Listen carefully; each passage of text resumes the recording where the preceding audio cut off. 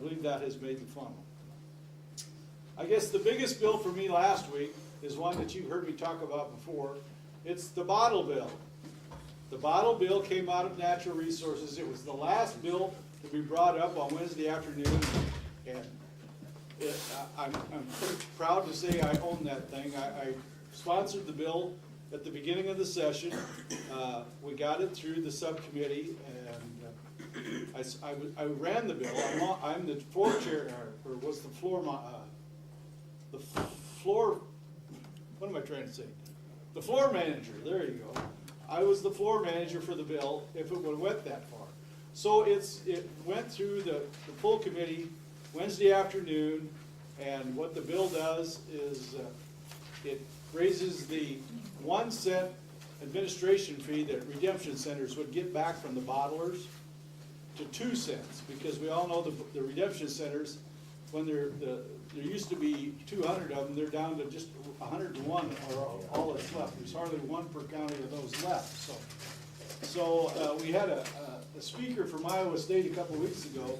His name was Dermot Hayes, Professor Dermot Hayes. He's an economist who's been studying the bottle bill and how this mechanism works. And during the course of his discussion, we came up with probably 3 areas we can make changes in the bottle bill. First, you could add more bottles. Right now, it's just, and I use these all the time. It's pop bottles and cans, and beer bottles and beer cans. But it doesn't include. I didn't bring this. This just happened to be here. It doesn't include bottles like this. These are what they call PET plastic. So it doesn't include those. So one of the recommendations was we raise the deposit on these from a nickel to a dime. Now, why would we do that? You do that because you want more people to bring their bottles back to get their dimes back, you see. So that was one option. The second option was we add these kind of bottles to what you could redeem. Well, there was no suggestion of what the price would be, but these could be added to the list. The third option was add another penny to the redemption center's fee for handling those bottles and cleaning them up and having them ready for the bottlers to come back and pick them up. Because you see, the system works like this. The bottler gets a nickel from the grocery store when he delivers them. The grocery store gets a nickel from you when you buy the thing. So when you redeem it, you get your nickel back from the redemption center, and then the redemption center says to the bottler, okay, we've got 1,000 bottles ready for you to pick up. So when they come back and pick them up, they get 6 cents. So with this bill now, they'll get 7 cents. So they should be able to stay open a bit easier than it was for a penny, because that was the big default there. That penny, that's why they were closing. They couldn't operate for just 1 cent. So they're going to get 2 cents. And that will begin as soon as the bill gets signed into law. That was part of the bill. There's also a part that allows barcodes to be put on. If we go to this route, or even this route, they'll put a barcode on there, and now there's vending machines. They're called reverse vending. You can take your bottle wherever you want, where that vending machine is, and you plug the can or bottle into that vending machine, and it registers and reads that barcode and gives you a credit, either in the form of a card or a coupon that you can take in the store to use in the store itself. So the barcode thing is in the bill, and there's penalties now if the bottler does not come back, and they've been doing this. They don't come back and get their cans, and then they don't pay on the spot. So there's penalties now up to $10,000 if they don't do that. The other great part about this whole system is it's worked since 1979 without having any state dollars really put into the system or taken out of the system. Even though, and why do we pick on the bottlers here? Because the bottlers have received over $19 million that they hadn't had to pay back to anybody. Because not all cans, right now we're only redeeming about 70% of the cans we paid the nickel on the first. So they've been able to just retain those in their own funds.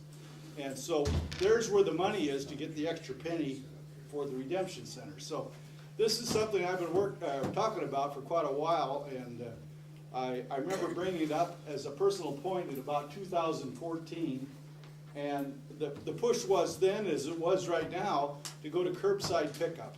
And curbside pickup is probably fine in the Big D, and I don't mean Dallas, Des Moines, and Cedar Rapids, and places like that where you have garbage trucks running right along the curb. How do you make that work out in western Iowa? In rural areas, it doesn't work so smooth as it does in those areas. So the bill's out of the funnel. Now I'll tell you that it got reassigned as soon as it got out of the funnel, because now it's a more or less in the financial wing of the Senate. That's called Ways and Means. So it's been refiled as a Ways and Means bill, and they'll look at the dollars and cents to the thing, and they may make amendments to it. They may add the water bottles to it. Who knows? And we'll see how it turns out. So I've taken it as far as I can take it at this point. So that was my attaboy for me. That was a tremendous thing, because we haven't done anything to that bill since 1979. So thank you very much, and I'll turn it over to you. Brian? Okay. Can everybody hear me okay, or should I use the microphone? Is it okay? Okay. The House put out our budget goals for this coming year, and you want me to use the microphone? Okay. Is this better? Is that better? Is it on? Can you hear me? Yeah. Okay. All right. We have some funding priorities for the upcoming year, and realizing that the last few years have been, it's been kind of brutal to some of the state agencies that we normally would fund in a better way, but with Iowa's constitutional, in the Constitution, that we only spend 99% of what we bring in. So when the REC came up with a number that was higher than what we actually brought in the last 2 years, we've had to what they call de-appropriate, which means take some money back from some of the agencies that we had funded. So this year in the House, our priorities are, first of all, committing and funding Future Ready Iowa. That's the governor's idea of things that we can do to help skill up our folks in the state of Iowa, get them skills. We have a mismatch of jobs, and I think everybody who's ever been to my forum is probably tired of hearing me talking about Future Ready Iowa, because I talk about it a lot. So I think most of you understand the principle. But $15 million will go in, 15 million will go into a last dollar scholarship. So if a person is going into a field that is a high priority field for the state of Iowa, then that $15 million will be the last chance they have to possibly get a free ride to a community college. So if it's a field that we really need folks in, then that's going to be an incentive. And additionally, the governor called for 4.9 million, but we're recommending 7 million just for the overall community college structure. So that will help them out also. Skilled nursing facilities. We're adding $19 million to skilled nursing facilities. Of course, this isn't done yet, so you know that. The Senate and the House have to agree. But our proposal is $19 million for skilled nursing facilities in the state of Iowa. There's a lot of things going on that are hurting skilled nursing facilities. And one of the things, although I don't think it was, they didn't mean to hurt nursing facilities, but the places that will do assisted living and things like that, in some ways, create a little bit of competition for skilled nursing facilities. And so skilled nursing facilities, unfortunately, are taking a higher number of Medicaid patients and getting a fewer number of private pay patients. And the census is also down in some of these places. The census might be when you could just pretty much figure 10 years ago that every nursing home around here would have a waiting list. Now it's a little bit different. They don't have waiting lists, and they have a lot of empty beds, and they're hurting. And so we're going to do the best we can.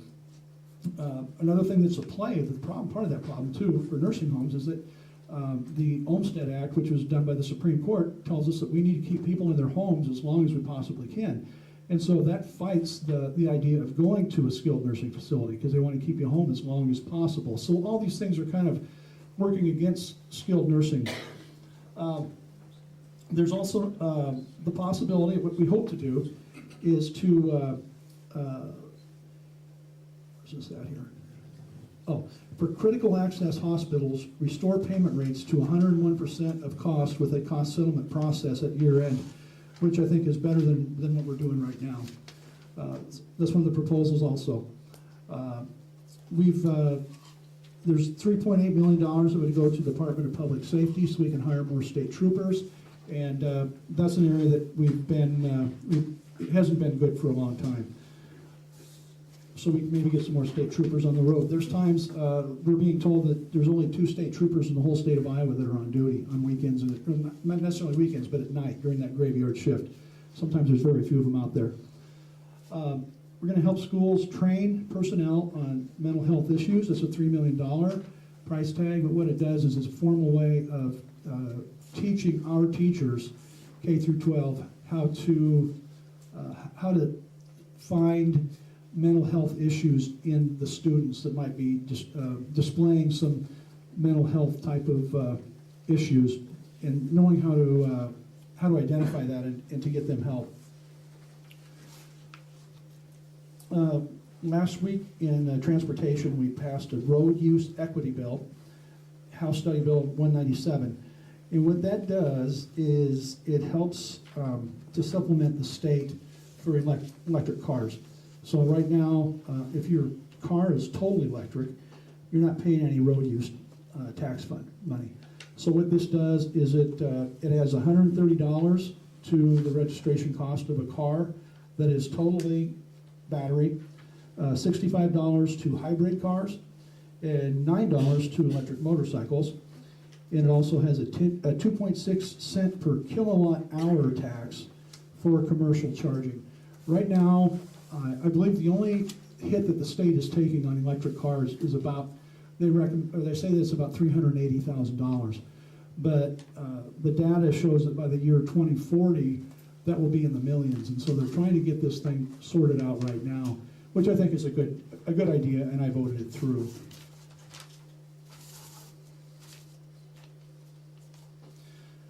A bill that I actually sponsored, and I think this is a really good bill for small town Iowa and for pharmacists.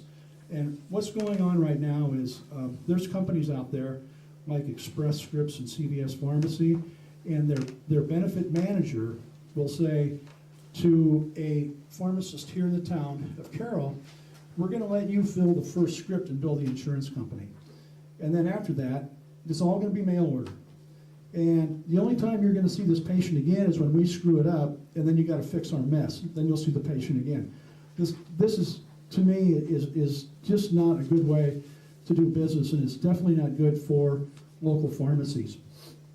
So what this bill does is it says that if you're the consumer, you have to be given a choice of using the mail order pharmacy or using your local pharmacy. So you have the option. So if you want the convenience of mail order, it's fine. But right now what's going on is sometimes a consumer is being told by his insurance company, you have no choice. You've got to go with the mail order. Now, it's not real common right now. It's not happening. I think a good portion is probably of Blue Cross policies. They don't do that, but some of the other insurances are doing it. That's a bill that I actually sponsored. And then there's another bill that I'm going to be floor managing, which basically says that pharmacy benefit managers need to rebate 51% to the consumer. Right now what goes on is pharmacy benefit managers are a middleman between the manufacturer and the insurance company. So they become so powerful that in the last few years, sometimes medications that you buy at the pharmacy cost half of what you're paying, because the pharmacy benefit manager is taking a rebate, sometimes 50% of what the actual drug cost was to them. They're splitting that between themselves and the insurance company, and because of what they call trade secrets, they're not required to tell us anything. So what this bill does is it says that 51% of that rebate has to go to the consumer instead of them keeping it and then passing it along to who even knows who else is getting the kickbacks on this. What really got me going on this was an article about a year ago in Ottumwa. CVS Pharmacy used a local pharmacy to fill 4 prescriptions for the county at the jail. That pharmacy received $1,500 for that. The bill to the jail from CVS was $5,000. They made one phone call and made $3,500. That's not right. So we gotta find out some transparency in how they're doing this. So that's when that's probably the most exciting bill I've had all year as far as being able to manage a bill. I'm really excited because I just don't like to see that stuff happen. It's very unethical.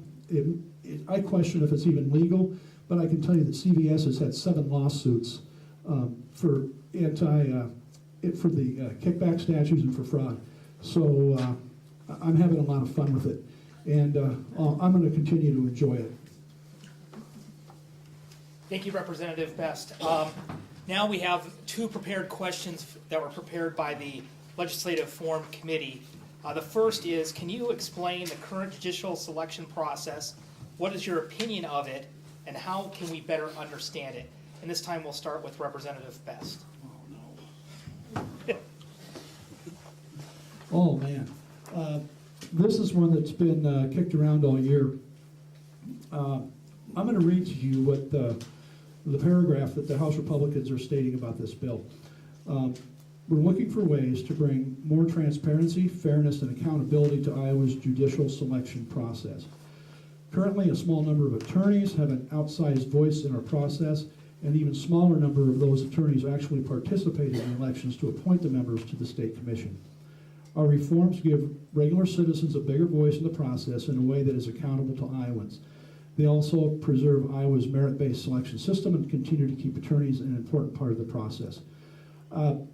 This bill has had so many moving parts and so many amendments on it that I've remained neutral on it. I'm just kind of trying to figure it out because it's constantly changing. I think there's a lot of folks out there that say our selection process is fine, we don't have to change it. And there's some folks out there that feel like it does need more representation from elected officials. And so I'll just continue to monitor the bill, and we'll see where it goes. Thanks, Brian. In 1962, the Iowa voters ratified a merit-based judicial selection system, meaning there is a commission that makes recommendations to the governor on candidates to fill judicial vacancies. Also ratified at that time was a conditional date of 1973, at which point in time the legislature was empowered to revisit the issue and determine if the system needed to be amended. However, in 1973, came and gone, and the legislature never looked or took another look at the subject, meaning a re-examination of the current system was long overdue. Now, many would have you believe that we're throwing out that system that we've had in place for a long time, that we're trying to do away with that. We're not. We're just trying to make adjustments in it that gets more citizen input into who the nominees are that are given to the governor. A few more words here. The Judicial Nominating Commission is made up of 17 members.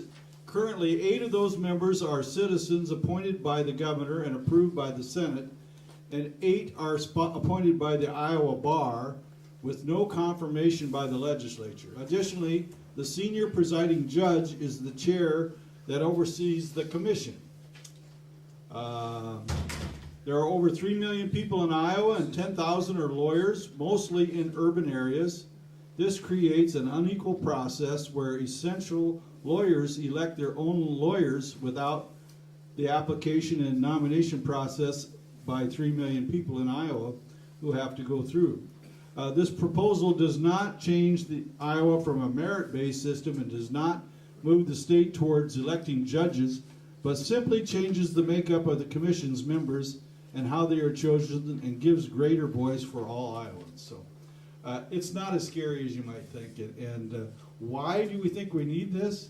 Well, I think we all know there's a whole lot more judicial activism today than there was in 1972 or even 1962 when this thing was created. So it's a way to be a little more selective on the judges. And I guess the greatest email I got on the issue was from our own John Worden, who had gotten some feedback from his fellow bar members, And first you ask them, do you realize only 15% of the bar members even vote on these nominees?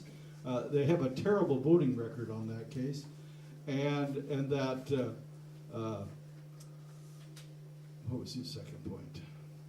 Only 15 members voted, and most if you read the bill, he said, you'll change your mind. And everybody he told that to, he said to me that had thought that, yeah, there needs to be more representation by the Bar Association itself on the nominees that they come forward with. So I've got a handout here if you'd like one when we leave, and that's my comments. And I will support this, and it's moved through the funnel, I'm sure, on our side, as well as the bill about the PBMs that Brian was talking about previously. It's also gone through the funnel.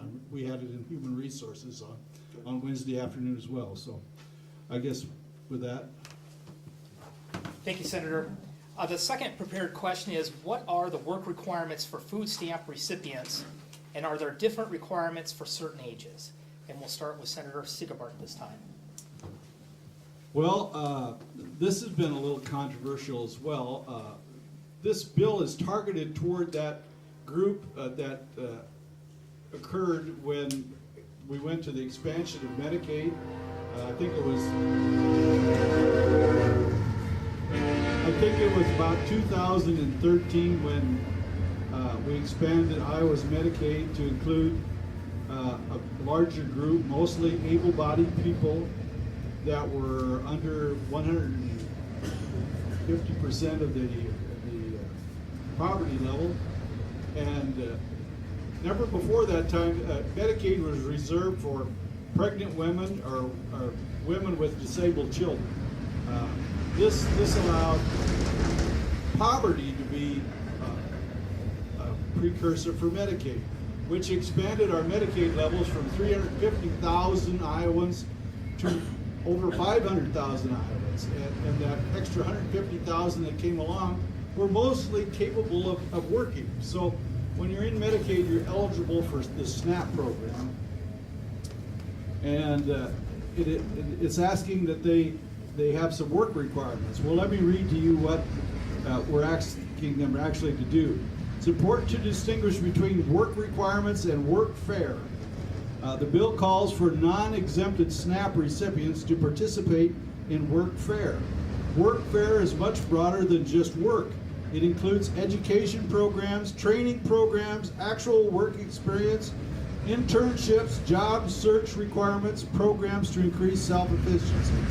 The bill only requires DHS to assign someone to a work fare program, and what is the work fare program is up to DHS and likely Iowa Workforce Development to decide that.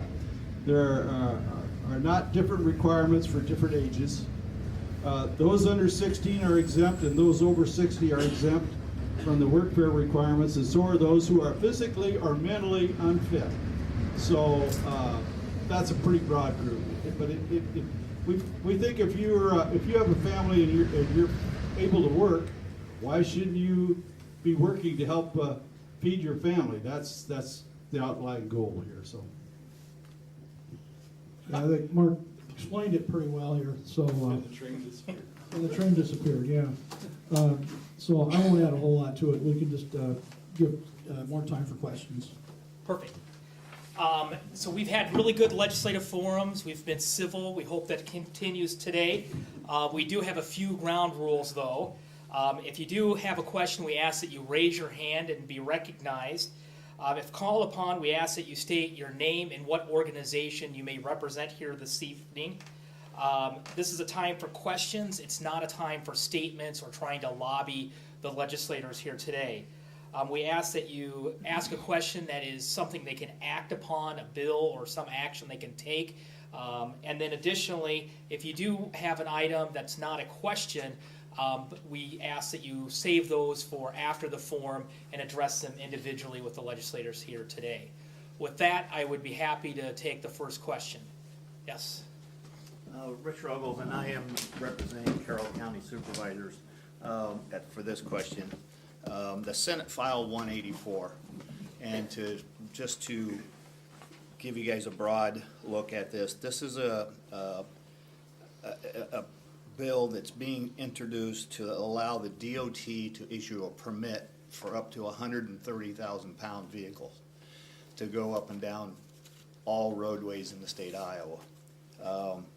That's how we understand it. And now, I know that that's primarily for the logging industry, and that probably does not affect us here, but when you open this up, this could be brought to, if someone decides they want to have a woodworking mill here, we could be seeing 130,000-pound vehicles out on our rural roads. And the bridges here are at best rated for 80,000. And it's just a matter of time until we have a failure and have a big problem. So that's gonna put a large burden on the taxpayers to redo these bridges. So I just wanna have your opinion on where this is headed. Yeah, was there also a piece in that said something about international shipments of some kind? Yes, it can be even a cargo type A thing, cargo not type. just wood. Right, and the cargo type thing would probably be more likely to affect us than Correct. the wood thing would, but I really couldn't be in favor of anything that would put that much wear and tear on county bridges, and I would not be in favor of it. I don't know where it started at. I didn't know anything about it until I was asked a couple days ago from you folks, knowing that it was an issue here in town. So I'm assuming it started, did you say it's a Senate file? Yeah, 184. Okay. Well, if it gets to transportation, if it's in the current form that it's in right now and doesn't, make some amendments that would make some changes to that, I would definitely be a no. And then I would ask you guys too, at the supervisor's level, if there are amendments. Of course, I'd want your opinions on them. Thanks. Good question, Rich. I knew this, I was aware of this bill. In fact, I met with my own Crawford County engineer just a week ago, along with a couple of other ones from ISAC, about this issue. And so I'm well aware of it. The year before, a bill had gone through the standings bill that allowed these 6-axle straight trucks that can haul up to 32 tons and without any bridge distance in them, also caused a stir from the engineers, as you might imagine. So I've been proactive on this, trying to stop even that, because that was going to require 6,000 more bridge signed in Iowa. And I actually sponsored a bill that would cut that back to just 60 because of the 6-axle trucks. But this other issue has just popped up on the 132,000 pounds of forest products. And so how do you keep farmers from going on? If the forest trucks are doing this, farmers are going to be the next one, because of this class can do it. The next class is going to want to do it too. And our bridges are just, if they stay on the interstate system and on our county system, that's one thing. But when you get off on a gravel road, which this would allow, without signage, how do you know what kind of, if you drive up to a bridge now out in the country and look at the signs, half the time you don't know whether you're allowed over that bridge or not, because it gets too complicated. So I'm definitely not for this bill, and will resist it. Thank you. Next question. Well, I got a little information on that. We was to a crop fair yesterday. Marty Danzer was there too. Asked, the DOT representative had said tonnage loads on the bridges have to be maintained, obeyed. So whatever the bridge is rated, they can't go over that. That was his explanation of it. So, and there has been where companies have gone in and reinforced bridges so they could do that. But, as far as the bridges, yeah, they took that into consideration already. But still, it's gonna do a lot of damage to roads. Do we have another question? Yes. Yeah. This is in regards to a bill that, I think went through last May. in regards to putting the efficiency surcharge on the utility bills, that they had to be broken out and shown separately. And what, my research on the internet has only shown that you'll, coming later this year, whenever their budget is approved, that they pay out 2% or 1.5%, depending on which utility they cover. But I found nothing on what they charge the consumer, that there would be any lid on that. Because when that mine got broken out here, I found that on the Mid-American bill, they increased my bill by 9.12%, and then Alliant increased my bill by 18.8%. That's huge, yeah. Is there That's any what we thoughts thought. about putting a cap on what they can charge the consumer? So your question is Is there, a way to put a cap on? is there gonna be a cap put on what the utilities can charge the consumer? And myself, I'm a retired individual, my name's Bill Joy. And, you know, when I saw how much it was, I was kind of surprised and shocked. Yeah, I haven't heard numbers like that from anybody yet, so I'd like to see your numbers, because it gives me a weapon to argue, because I'm sure this issue's